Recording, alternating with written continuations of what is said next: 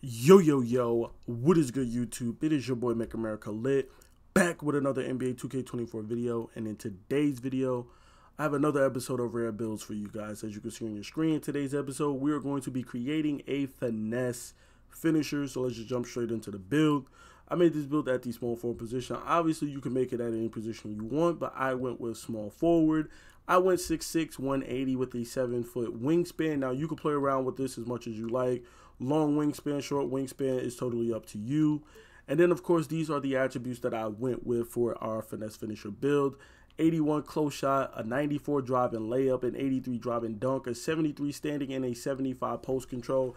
Just making us well balanced and well versed anywhere inside the paint with this build. Now, do keep in mind, if you want the finesse finisher name, the main selling point is that you have to have a higher close shot, a high close shot and a high drive and layup than your driving dunk. As long as that is higher than your driving dunk, then you will get the name finesse finisher.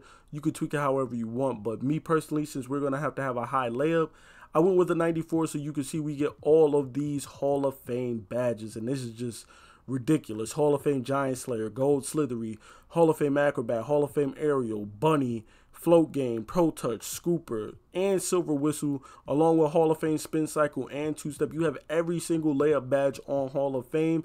You will be able to finesse any way you want.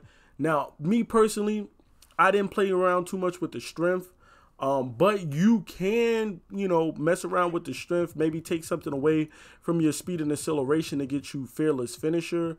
Me personally, I wasn't too concerned about fearless finisher just because this is supposed to be a finesse build, and fearless finisher is more so like a power contact, finish through contact type of build. But if you do just want to be able to, just have all of the badges finishing wise on gold or Hall of Fame, then you could drop, like I said, you could drop your speed or acceleration some, maybe drop your vertical since you'll be finishing with layups more. You won't need as high of a vertical, and you could drop that in favor of getting fearless finisher. That's what you can do. Me personally, I'm not going to do that on this build, but that's something you can do.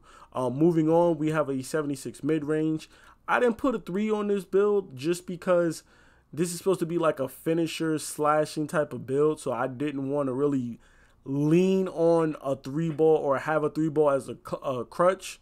Does make you a little bit one-dimensional because you can only really dunk or finish or shoot the mid-range shot. But I feel like for my better, veteran players, you will be able to make this build work. But again, like I said, you could tweak this build if you want. You could always take the post control down and throw that into your 3-point shot, give you like a 73 ball. If you don't feel comfortable not being able to shoot at all, you could drop your free throw, drop your post control, maybe drop your close shot just a tiny bit, throw that onto your 3-point shot just to give you a 73 ball if you don't feel comfortable not having a 3-ball. For those of you who don't care and you're just like, I can make it work, then you could just rock out like this. Moving on to our playmaking, 77 pass accuracy, a 75 ball handle with a 75 speed with ball, giving us pretty decent playmaking. We just need enough ball handling and enough playmaking just to where we can dribble and get by without worrying about, getting ripped or getting plucked or anything like that. So you see, we're going to have that bronze unpluckable. That's what that is for. And then all these other badges, unpluckable, killer combos, handles for days, blow by, ankle breaker, triple strike. That's just going to make us just enough playmaking just so we could beat people off the dribble and get to the rim like we want with this build. And then obviously 75 speed with ball, as you see that silver hyper drop, that bronze blow by. And then moving on to the defense, we have a 75 perimeter and a 72 steal, and that's what I feel is like the sweet spot. You want a minimum of a 75 and a 72 just so you could get those badges on bronze clamps, ankle braces, challenger, fast feed, pick dodger, workhorse. This is just going to make you an adequate defender. Not going to make you a great or amazing defender, but you aren't going to have to worry about just getting absolutely torched on the defensive end every time you have to guard ball. And then, of course, because we're 6'6", with an 80+ vertical, I threw a 60 defensive rebound on this build just so that we can board up for those loose balls and stuff like that. When our center is boxing out, our big man is boxing out, we'll be able to slide in and grab those boards with that 60 defensive rebound and that bronze rebound chaser. And then finally, for the physicals, I went with an 85 speed, 85 acceleration, 50 strength so we could get that bronze clamps, and then an 84 vertical as well as a 90 stamina to round out the build.